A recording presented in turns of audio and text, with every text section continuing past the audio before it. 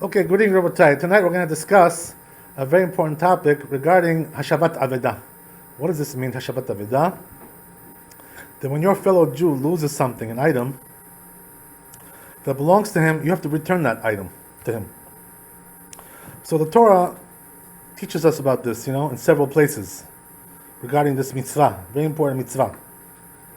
So we find in the Shulchan Aruch, in Choshen Mishpat, Siman Reish Nun Tet. It says over here like this: Haro'eh avedat Israel chayav letapel ba. If you see something which was lost by a Jew, you have to take care of that. You're obligated to take care of it, like as if it was yours. You know what I mean? You can bring that over here, by the way. Sure, right. I don't want it, but just for you. No, I know. Right? So there's also more over there, by the way. The reason I don't bring it is so I don't pick out. Right. So it says like this, right?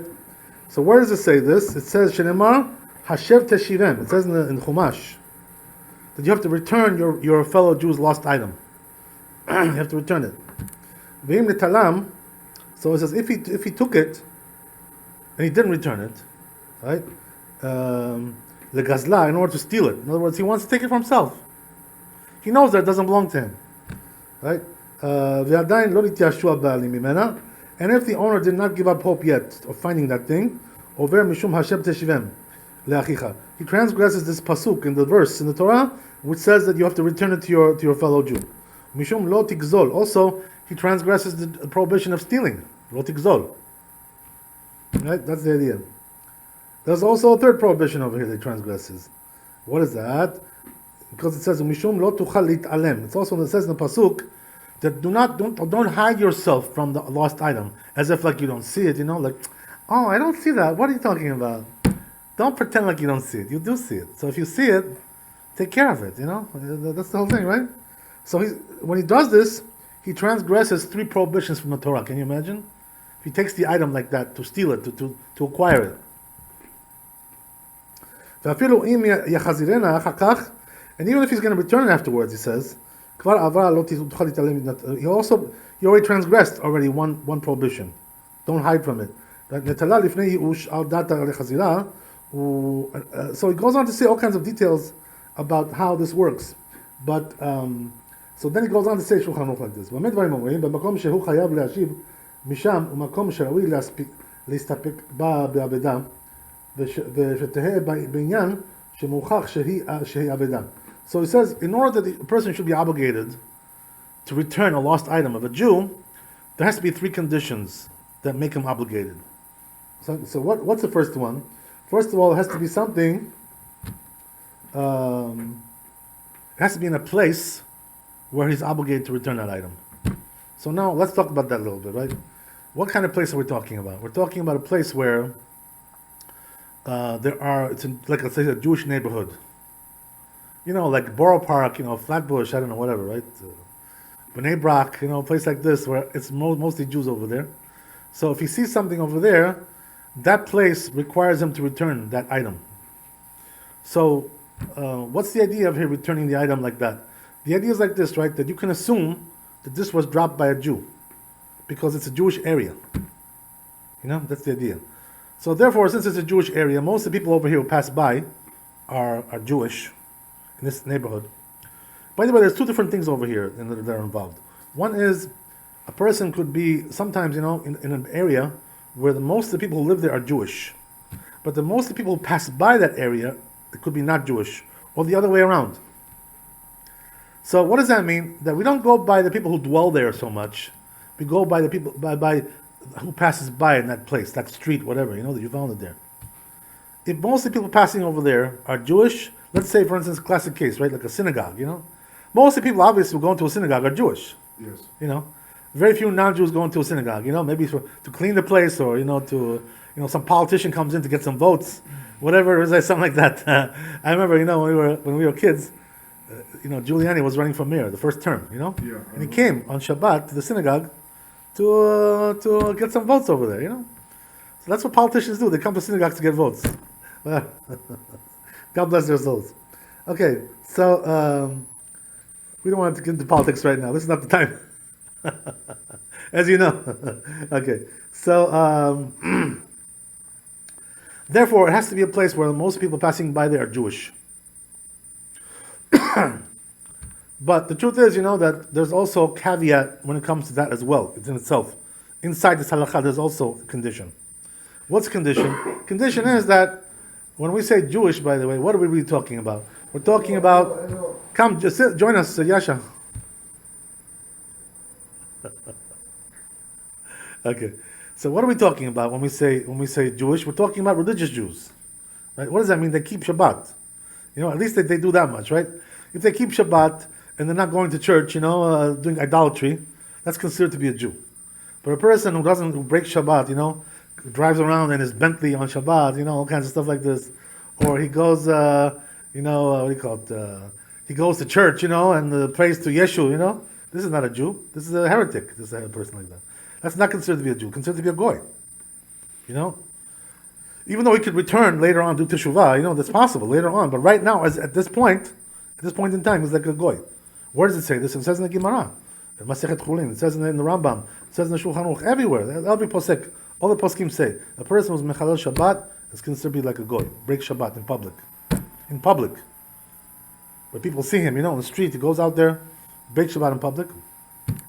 So what does that mean? If it's a Jewish neighborhood, but it's a secular neighborhood, like let's say you go to, like northern Tel Aviv, I don't know, whatever, somewhere over there, it's mostly secular people over there. Yeah.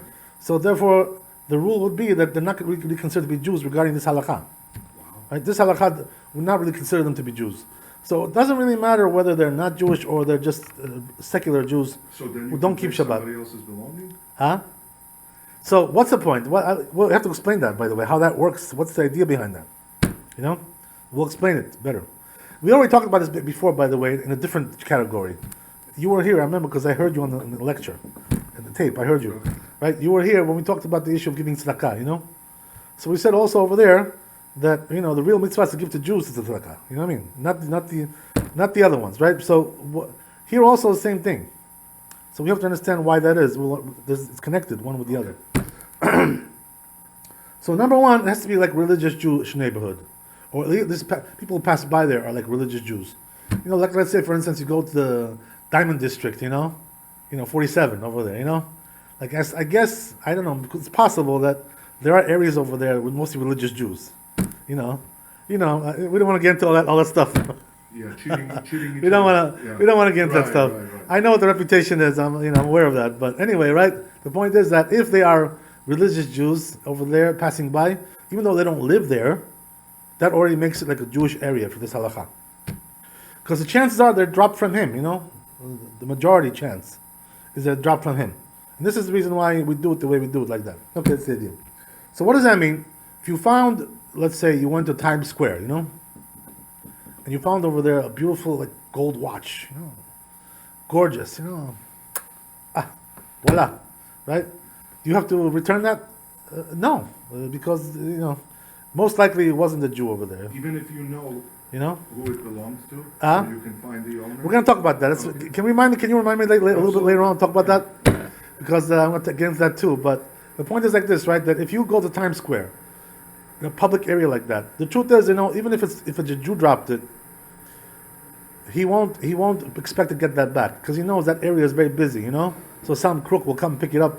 So he gives up hope, So because he gives up hope, he doesn't even expect to get it back. So therefore, right, it's gone. It's a goner. So therefore, you can keep it. So let's say it's worth $10,000. You just made $10,000, right, on the street. That's it. It's yours. That's the idea, right? So that's what we're talking about. Well, let's say you go to let's say you go to a place like in America where it's like mostly non-Jewish there. Same thing would apply also over there. Yeah. There are almost no Jews there. Let's say Louisiana. How many Jews live over there? Not too much, right? Not a big community over there. So places like that, obviously also would come under this category as well. Okay, so that's an interesting point. Also, another thing, which is that it has to be something which has a siman in order to return it. What does that mean, siman? Siman means something. There's some kind of a sign there that a person can identify and say, "Oh, what did you find? Oh, I found a watch. Can you identify the watch for me?" He tells you, "Yeah, it's got like a scratch, on the side, like over there, or it's chipped a little bit, whatever, He gives you some kind of like identifiable sign like that, that's when you have to return it to him. Otherwise, why should you return it, You don't know if it belongs to him. Maybe he's lying to you. He tells you, oh yeah, I lost a Rolex gold watch. Analog gold Rolex. There's 1,000 like that. So what? How do you know it belongs to him? That doesn't mean nothing. You know what I mean? Also, there's another thing. You know what it is? Sometimes a person can see that you picked it up, that watch. You wanted to pick it up. You came first. And he's going to tell you, yeah, it's mine. It's a Rolex. He saw it was a Rolex. You know what I mean? But he didn't pick it up yet. So you got it, and he's lying to you. So the only way to solve that problem is to what? To give a siman muvhak. What does that mean? You give him something like a sign that nobody else would know. Only the owner would know that sign. Like something, a scratch or something unusual there, which doesn't come on a regular watch normally like that. Let's say the screen is cracked a little bit, right? Whatever, chipped a little bit, something like that, right? Whatever it is, that's the idea. So if you have something like that, then you can say, okay, well, listen, this is yours. I mean, you told me the sign, so it has to be that a person can give you a sign that it belongs to him. I'll give you an example, right? Just recently, a friend of mine who I study with, he asked me a very good question. He said, he moved to Long Island, he lives in 5 towns. So over there, a lot of kids over there play ball, you know how it is, right? Those neighborhood kids. So they use tennis balls, they play stick ball, how we used to when we were kids. Stick ball, stuff like that. So what happens is that sometimes they lose the ball, it just starts to roll over. It rolls down the block, and all of a sudden, you see, tennis ball right in front of your house. Who does this belong to? I don't know who it belongs to. So now comes a kid and says, "Oh, it's mine, sir." Oh yeah, okay. So I ask him, "Okay, can you give me a siman, some kind of a sign that it's yours?" And there is no siman. Let's say it's a new ball, There's nothing there. There's no siman. So you don't have to give it to him. There's no point in giving it to him. Unless you know for sure that he lost it, it's his, which usually you don't know, in a case like that. So, therefore, right, the rule is that it belongs to you. You don't have to go announcing it and saying, who lost a tennis ball? What tennis ball? What are you talking about? There's 1,000 like that in the neighborhood. So how would you know that it belongs to this guy or that guy? Nobody can identify it. Interesting. As opposed to what, right? As opposed to, for instance, let's say a person had like a nice, basketball or soccer ball, and he tells you, yeah, like it has a scratch, I put like a V shape there, a scratch to identify my ball. He tells you, here, it's right there. Okay, that means he knew what he was talking about, right? So we give it to him. Interesting, right? But another interesting thing is like this. Can you imagine now, the halacha has a little bit changed, with the times. What does that mean? The rabbis saw that even the religious people are cheating now, with these things. You know what I mean? Forget about, churchgoers. I'm not talking about that. I'm not talking about the people who go to baseball games on Shabbat. I'm not talking about those people. I'm talking about the people who are, the kikinenev, their beards and the tzitzit. Those people are also cheating. You know what I mean? So therefore, you know what they said, the rabbis? In order to counteract this problem, they said when a person comes to you and says, oh, I lost that. It belongs to me. And he gives you a siman. So what does he have to do also? He has to prove that he's not a liar. What does that mean? He has to bring 2 witnesses, that say that the guy's honest. Can you imagine? The rabbis made a takana like this. So what does that mean? If somebody comes and identifies it, you have to tell him, okay, you identified it, very good. Congratulations. Can you bring 2 witnesses that you're a straight guy? How far does this go, by the way? You wanna know how far it goes? Even if he's a rabbi, he still has to do that. Can you imagine? So what does that mean? Comes Rabbi XYZ, right? The rabbi of the synagogue, he drives a Lexus, this rabbi, nice guy, fancy car. Yeah, he's a very cool rabbi, makes a lot of money, blah, blah, blah. He comes to you and says, yeah, I'm the rabbi of the neighborhood over here. Don't you know, son? Yeah. So you know what? That gold watch was mine. I'll identify it for you. So you know what he asked the rabbi? Excuse me, rabbi, but can you bring 2 witnesses that you're a straight guy? That's what you have to tell him. Can you imagine? Why is that? Because today we're in such a situation, when it comes to money, everybody lies. We can't trust nobody anymore. Can you imagine such a thing like this? This is the situation that they were in. You talked about 47th Street. No, I corroborated for you what you're talking about. That's the idea.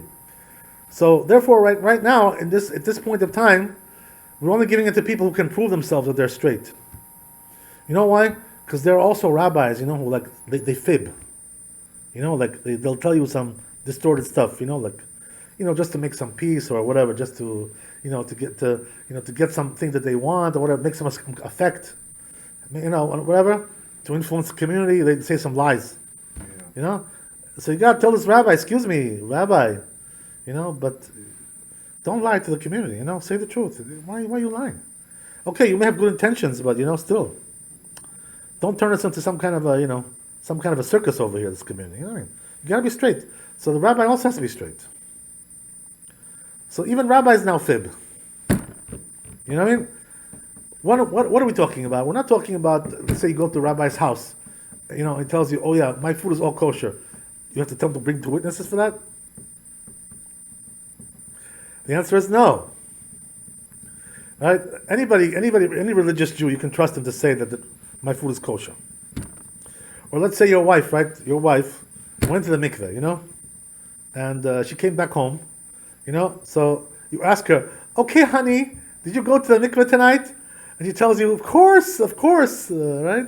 Of course, my dear husband, I went to be pure for you. So can you imagine, you ask her, can you bring 2 witnesses that you went? I don't trust you. Can you call the mikveh lady, right? That lady we saw downstairs. She's honest. So call the mikveh lady and bring 2 witnesses over there. One mikveh lady and one lady who was there with you. You don't do that. So then why, in the case, when it comes to these cases, you have to do it? So you know what the answer is? There are 2 different things, right? There's testimony regarding forbidden things from the Torah, like eating kosher, going to the mikveh. But here we're talking about monetary cases. When it comes to monetary, there's too much, that desire to have that money. The desire for money is too great. So therefore, when it comes to money, anybody can lie today. That's the whole thing. Can you imagine? Isn't it been like this throughout? It seems like there was a certain point in history where this occurred, where even religious people stopped being honest about money. So once that threshold was reached, the rabbis noticed it. They said, okay, that's it. You have to make a decree now to come out and say, you don't get your money until you tell me you're straight. You prove it. Bring me 2 witnesses. Can you imagine? Okay. Let's go on. So another thing also, right? It says the Shulchan Aruch is like this: that a person has to know by the circumstances that he sees that lost item, that it's a lost item. You know what I mean? In other words, it has to look like a lost item, as opposed to something which could have just been placed there by somebody. Just like to place it there and then come back and pick it up. You know what I mean? There's all kinds of ways to identify that, by the way, how that is. For instance, let's say, you see something which was like, you can see that it was dropped there. Let's say you're passing through like the aisles of the supermarket, right? You went to Pathmark, right? Then those giant Pathmarks, they're like cities. You know what I mean? It's like a city over there. You go in there, like you're like a whole town over there. So you go through the aisles, you find some lost item there. You find like a nice ring there. Gold ring, right? So now, what happens over here? Interesting thing is that the question is, can you know by the fact that it was in the aisle there, was it dropped or was it placed there? I ask you. Do you know by the circumstance if it was dropped or placed? You do. You know why? Because nobody places a gold ring on the floor in the supermarket. Nobody does that. It's not something that people do. So therefore, for sure that it was lost. Somebody dropped it there. Sure. He didn't put it there to come back and pick it up later. That's the idea, right? Obviously. But at the same time, there are circumstances where that a person just placed something for a little while there, Maybe he's going to come back and pick it up. Let's say a person, there's a worker, Musha, He's working, so he placed something on his desk, where he works there. Does that mean it's lost? No, he just placed it there. He's going to come back and pick it up. Let's say he put his keys there, for his house or his car keys. So what does that mean? Now it belongs to you? Because he lost it? He didn't lose it. He placed it there. So this also has a very big bearing on how you treat that item. Everything has to be very logically analyzed. These things, So when you find something which is lost, there's a lot of things that you have to consider before you know what to do with it. Interesting, right? So the point is like this, right? That the interesting point is that if you find something which was placed somewhere, they say, you know what? Since that guy's coming back to pick it up, and this place is like relatively guarded, like nobody, we're not really concerned that somebody's going to come and take it here. It's a private area, whatever, Don't pick it up and take it and look for him, Let me see if I can find him, like the guy who lost it. Why is that? Because when he comes back to pick it up, he'll see that it's missing. You know what I mean? So the fact that he placed it there and you picked it up, that means you're messing him up. You know what I mean? So the person has to also consider that as well. These are the things that a person has to consider when he finds a lost object. Okay, let's go on a little bit.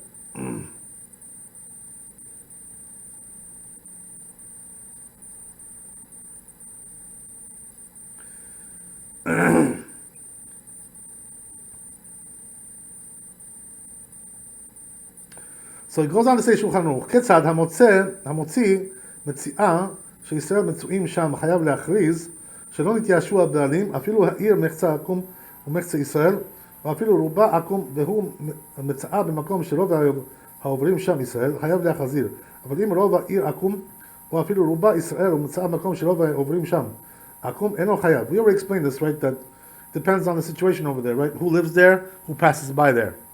Right, so he points out, right, to reiterate again, this point is that if it's a Jewish town, but the people who pass by that place particularly are not Jewish, so that's not considered to be a place where you have to return it. And the same way also goes the other way as well. Same idea.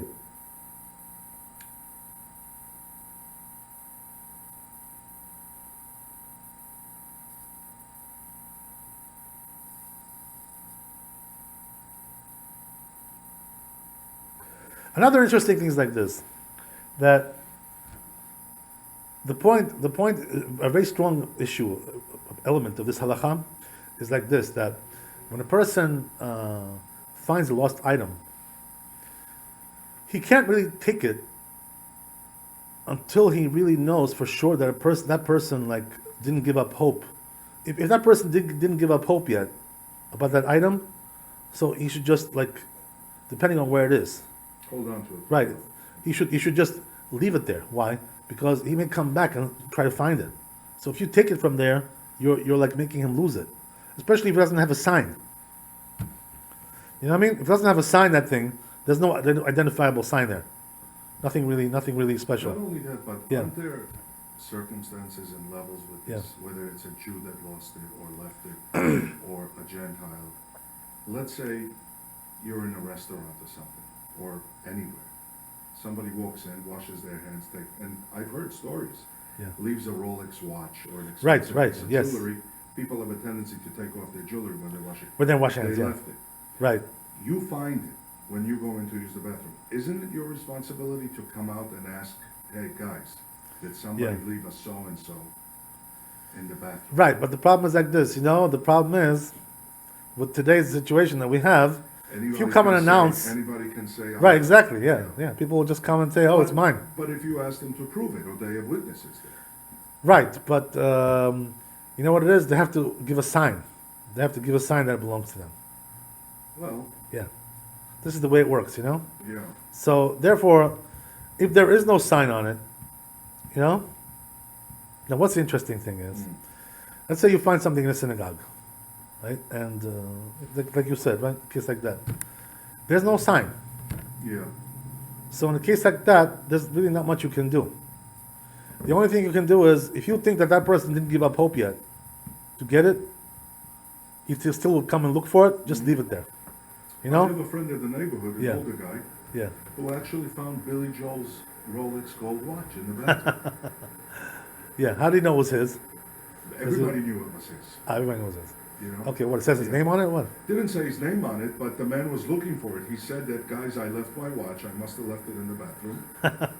You know, he wanted to take it. He said if he didn't announce that he left his watch in the bathroom, he said I was going to take it. I wasn't going to flash it and ask everybody if you left it. Yes. Everybody would have said yes. Yes. You know, or some people would have said yes. Right, right. So the guy said, you know, he was there that night at the bar. Yeah. And he said, I left my watch there. Did anybody find it? Right. So he said, I felt compelled to...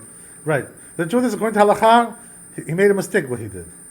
Why is that? Because he didn't identify the watch. If you're going to do it, find something unique about it.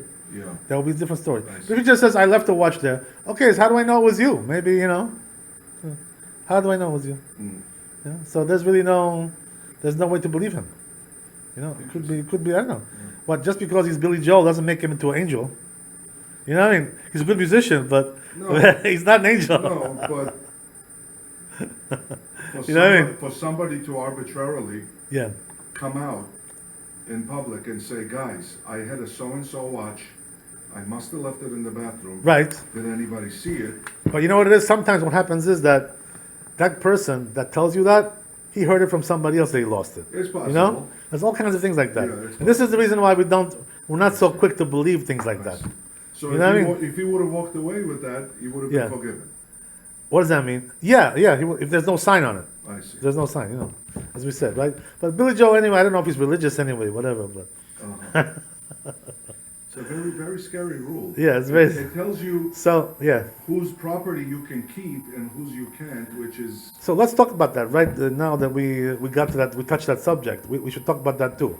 Why is it that certain people, right, you're allowed to keep their stuff and the other people are not, right? So there was also another question you asked, which you should remind me maybe if you remember. So anyway, the point is like this, right? That the reason why the Jewish people are obligated to return to Jews their lost item is because this is like a special courtesy. You're not really obligated to return to somebody their items, you know. Like I'm not your keeper, you know. Like, you know, I didn't steal it from you. You know, you lost it. It's too bad for you. You know what I mean? So I didn't steal it. I'm not stealing nothing. I just found it. You know, I don't know who it belongs to. So why should I take trouble to go out of my way to find you? You know who you are. I don't even know who you are. You know what I mean? So I have to that costs me money, that costs me time.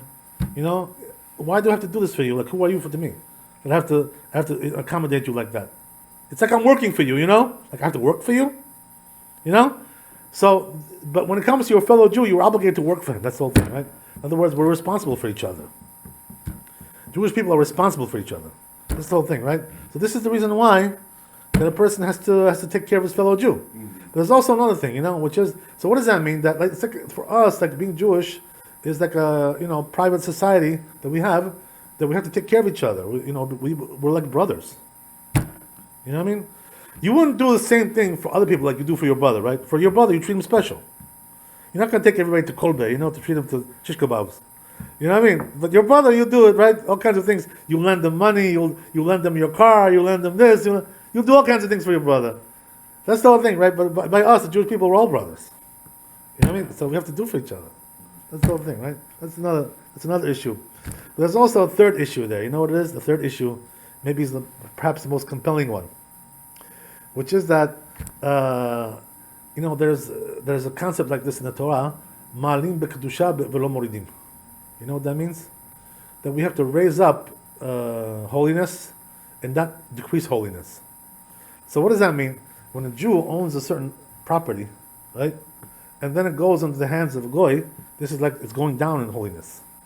You know what I mean? That property is being reduced. What does that mean? That the Jew uses it for Torah and mitzvot, all kinds of good things, you know, for that money, that property. He's using it for mitzvot, for Jewish lifestyle. The goy is using it what? To go and do his, you know, he's not doing mitzvot with that money. Right? So what does that mean? That it's going down in sanctity. So what does that mean? If HaKadosh Baruch Hu gave you that item, he brought it to your possession as a Jew, to return it now to a goy would be like to reduce the sanctity of it. You know what I mean? And this is the reason why also you're not allowed to do that, because you're reducing the sanctity of the item. by doing that. So therefore, this is the reason why a person has to return it to a Jew, but he's not obligated to return it to a goy, right? That's the idea. So that also applies, as we said, regarding giving tzedakah as well. Giving tzedakah to a goy, you're reducing the sanctity of the money, going down, going from kedusha to tumah, to impurity, to purity and impurity. But when he's not a religious Jew, he's also like a goy. That's the whole thing, right? So really no difference there. That's the idea, right? And the same also applies to many other issues regarding this, right? For instance, like you're not allowed to lend a Jew money on interest, but to a goy you're allowed to. You can lend him on interest. Why is that? Because this rule about interest is like a special, courtesy that we do for our brothers, our brethren. No, Jew, you don't do that. You don't bite him like that.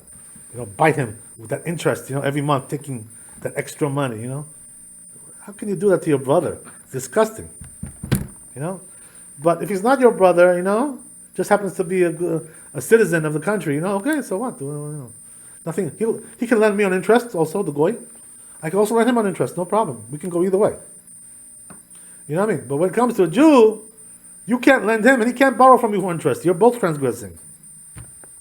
That's the idea, So this is the reason why that when it comes to these kinds of things, monetary issues, that the Jewish people with each other, we have like a special, we have a special obligation to help each other, to act like brothers. That's the idea. And this is the reason why we have to do all these courtesy items to the Jew and not to the goy. Okay, so we understand a little bit, right? What we're talking about. That's the yeah. It's hard to swallow. Yeah, it is hard to swallow. Yeah. Because it's selective,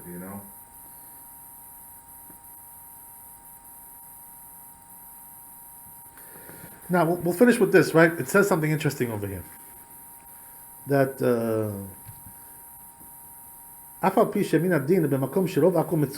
so it says, even though, like, according to the halakha, according to the din, in a place where it's mostly non-Jews there, right? Let's say we're talking about I don't know, Poughkeepsie, whatever, Buffalo, it's mostly non-Jewish there, really, right?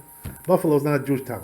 There are some Jews there, but not too much, right? So let's say you're in a place like that, and you found over there a lost object. Now the interesting thing is, let's say, but a Jew dropped it, right? So what does that mean? That if a Jew drops it over there in a place like that, even though he's a religious Jew, everything, he comes and gives you a siman, tells you, I lost my watch. Did you find it? It has a scratch there like this. Do you have to give it to him? So the answer is no. Why is that? Because since he lost it in a place where it's mostly non-Jews there, he gave up hope on that.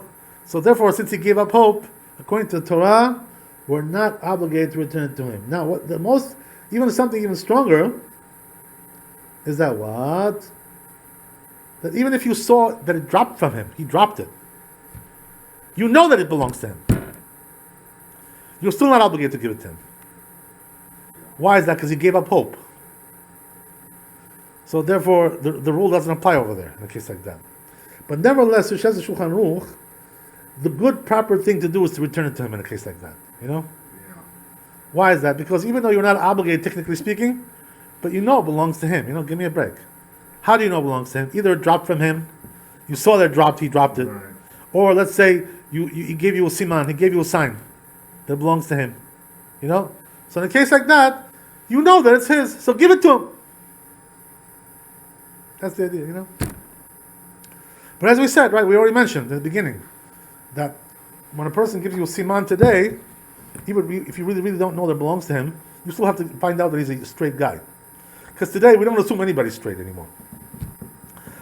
What we call that in halakha? We call that cheskat kashrut. In other words, nobody has like an assumption that he's kosher. We don't assume anybody's kosher today.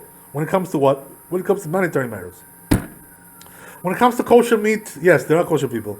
When it comes to going to the mikveh, there are kosher people. When it comes to monetary matters, today we don't assume anybody's kosher. So therefore, they have to bring you two witnesses. But that would not apply in a case, obviously, where you saw that it dropped from him. So there, You know it belongs to him, so just give it back to him. Don't be, but you're not really obligated. Why is that? Because most of the people over there are not Jewish, so therefore he gave up hope. He didn't expect to get it back, a place like that. Okay, we'll continue this next time because there's still a lot more to discuss about this. I want to cover. It's a very important topic to understand. A lot of rabbis don't talk about this, and it's not very, it's not very well covered in the world of Torah. Not so well covered. Okay, Baruch Adonai Le'olam, amen, amen. Thanks for coming. Chazak Baruch, wealth, health, happiness, good tidings, and victory for our president, Bezat Hashem. And the cheaters will be all eliminated. Amen ve'amen. Chazak Baruch.